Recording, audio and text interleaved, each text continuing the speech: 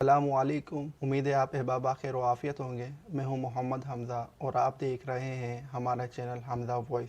اگر ابھی تک آپ نے ہمارے چینل حمزہ وائس کو سبسکرائب نہیں کیا تو ہمارے چینل کو سبسکرائب کریں اور بیل کے آئیکن کو دبائیں تاکہ ہماری آنے والی تمام نئی ویڈیوز آپ تک پہنچ سکیں۔ آج کا واقعہ حضرت مالک بن دینار رحمۃ اللہ علیہ کی توبہ کا ہے۔ حضرت مالک بن دینار رحمۃ اللہ علیہ ایک مشہور بزرگ ہیں۔ ایک شخص نے ان سے ان کی توبہ کا قصہ پوچھا کہ کیا بات پیش آئی جس پر آپ نے اپنی سابقہ زندگی سے توبہ کی۔ وہ کہنے لگے کہ میں ایک سپاہی تھا اور شراب کا بہت شوقین اور بہت عادی، ہر وقت شراب ہی میں منہمک رہتا تھا۔ میں نے ایک باندی خریدی جو بہت خوبصورت تھی اور مجھے اس سے بہت تعلق تھا۔ اس سے میرے ایک لڑکی پیدا ہوئی۔ مجھے اس لڑکی سے بھی بہت محبت تھی اور وہ لڑکی بھی مجھ سے بہت مانوس تھی، یہاں تک کہ وہ پاؤں چلنے لگی تو اس وقت مجھے اس سے اور بھی زیادہ محبت ہو گئی کہ ہر وقت وہ میرے پاس رہتی تھی۔ لیکن اس کی عادت یہ تھی کہ جب میں شراب کا گلاس پینے کے لیے لیتا وہ میرے ہاتھ میں سے چھین کر میرے کپڑوں پر پھینک دیتی۔ محبت کی زیادتی کی وجہ سے اس کو ڈانٹنے کو دل نہ مانتا تھا۔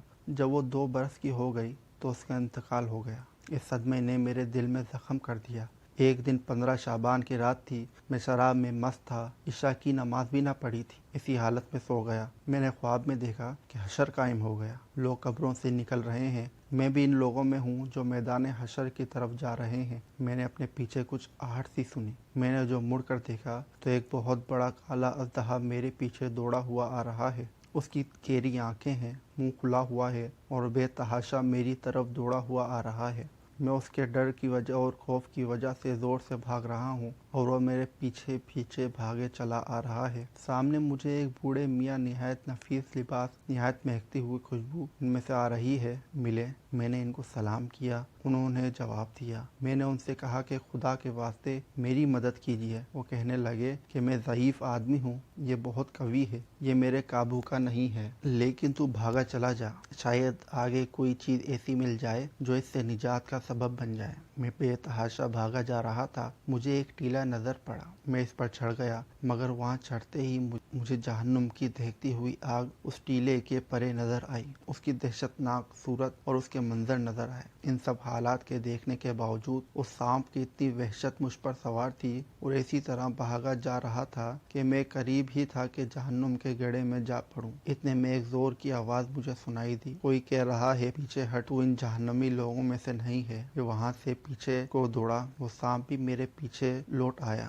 مجھے پہ وہ بڑے میاں سفید لباس نظر پڑے۔ میں نے ان سے پھر کہا کہ میں نے پہلے بھی درخواست کی تھی کہ اس اژدہے سے کسی طرح بچائیں، آپ نے قبول نہ کیا۔ وہ بڑے میاں رونے لگے۔ میں بہت ضعیف ہوں، یہ بہت قوی ہے، میں اس کا مقابلہ نہیں کر سکتا، البتہ سامنے ایک دوسری پہاڑی ہے، اس پر چڑھ جا، اس میں مسلمانوں کی کچھ امانتیں رکھی ہیں، ممکن ہے تیری بھی کوئی ایسی چیز امانت رکھی ہو جس کی مدد سے اس اژدہے سے بچ سکے۔ میں بھاگا ہوا اس پر گیا اور وہ اژدہا میرے پیچھے پیچھے چلا آ رہا ہے۔ میں نے دیکھا کہ ایک گول پہاڑ ہے، اس میں بہت سے طاق کھڑکیاں کھلے ہوئے ہیں، ان پر پردے پڑے ہوئے ہیں، ہر کھڑکی کے 2 کواڑ ہیں سونے کے جن پر یاقوت جڑے ہوئے ہیں اور موتیوں سے لدے ہیں، اور ہر کواڑ پر ایک ریشمی پردہ پڑا ہوا ہے۔ میں جب اس پر چڑھنے لگا تو فرشتوں نے آواز دی کہ کواڑ کھول دو اور پردے اٹھا دو اور باہر نکل آؤ، شاید اس پریشان حال کی کوئی امانت تم میں ایسی ہو جو اس وقت اس کو اس مصیبت سے نجات دے۔ اس آواز کے ساتھ ہی ایک دم کواڑ کھل گئے اور پردے اٹھ گئے، اس میں سے چاند جیسی صورت کے بہت سے بچے نکلے، مگر میں انتہائی پریشان تھا کہ وہ سانپ میرے بالکل ہی پاس آ گیا تھا۔ اتنے میں وہ بچے چلانے لگے، ارے تم سب جلدی نکل آؤ، وہ سانپ تو اس کے پاس ہی آ لیا۔ اس پر فوجیں کی فوجیں بچوں کی نکل آئیں۔ ان میں دفعتاً میری نظر اپنی اس 2 سالہ بچی پر پڑ گئی جو مر گئی تھی۔ وہ مجھے دیکھتے ہی رونے لگی اور کہنے لگی، خدا کی قسم یہ تو میرے ابا ہیں، اور یہ کہتے ہی تیر کی طرح کود کر ایک نور کے پلڑے پر چڑھ گئی اور اپنے بائیں ہاتھ کو میرے داہنے ہاتھ کی طرف بڑھایا۔ میں جلدی سے اس سے لپٹ گیا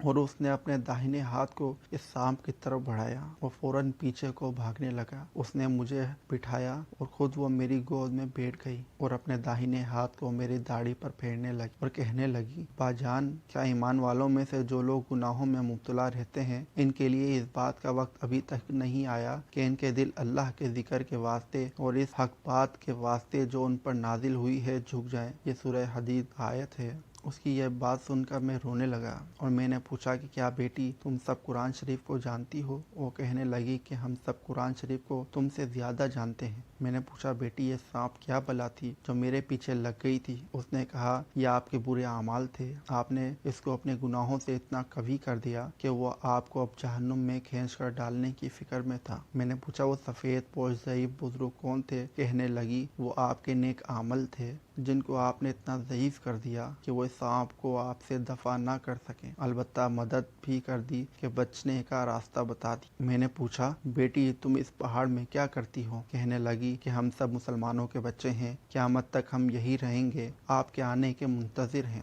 جب آپ سب آئیں گے تو ہم سفارش کریں گے۔ اس کے بعد میری آنکھ کھل گئی تو سانپ کی دہشت مجھ پر سوار تھی۔ میں نے اٹھتے ہی اللہ جل شانہ کے سامنے توبہ کی اور اپنے برے افعال کو چھوڑ دیا۔